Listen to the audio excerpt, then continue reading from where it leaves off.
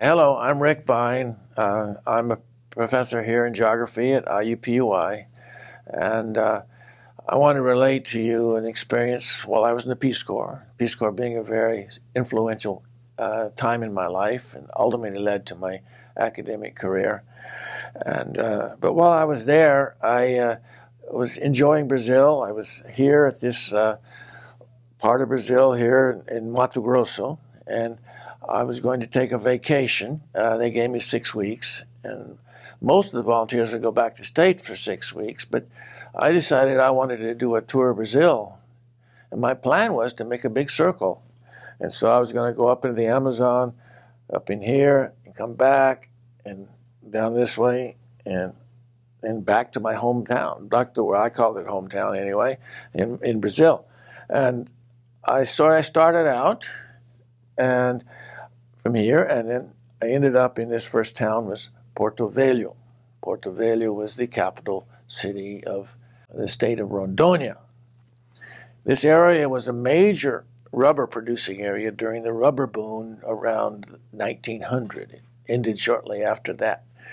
But it was important because they brought a lot of rubber down from Bolivia, and there was some serious rapids in the river, and boats couldn't get past there, so they built this funny little train track about 20 miles long and ran it down to Porto Velho. So it was a port there, and they were still collecting rubber there. But as it turned out, the town was still functioning. It was pretty run down, but you know.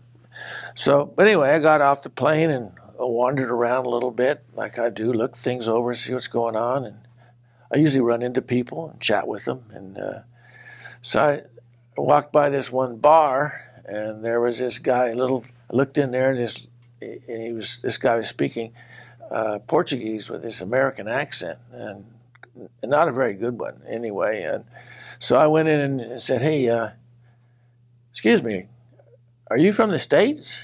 And he sort of stopped and looked back at me and says, "Hell no, I'm from Texas." Well, that was interesting, and we chatted about a number of other things that went on, and he had this 6-shooter on his hip. It's where he part of his attire. And anyway, I went on around the town looking for some other things and spent a few more days there, and then I flew on to the next town, and that's over here to Acre, which is the state of Acre, which is on this little piece right next to Peru. It had been a rubber town too at one point, but anyway, I stopped there. My hope was I could catch a plane down to Manaus. Now, Manaus is back here, so on the Amazon River. So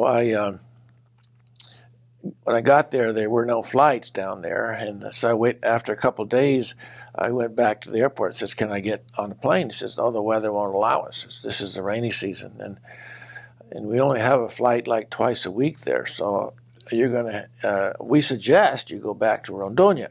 And that's where we were in Porto Velho. I had a day there for the next flight, so I went around and ran into that Texan again, and he had his arm in a sling, and said, "Hey, what happened to you?" And he said, "Oh, I went upstream there after you left, and I got in a gunfight." He used that 6-shooter that he had on his hip, and he said, "Oh my goodness!" And he didn't want to talk about it. He was sort of like, "Let's go talk about something else." But anyway, so I really wanted to ask him, well, what happened to the other guy? But it turned out I noticed his hat had a hole in it, and I said, "How'd you get that hole in your hat?" He says, "Oh, here." He gave the hat to me. And I says, "Okay, well, thank you. But I still want to know how you got the hole in the hat." He says, "You should have seen the other guy."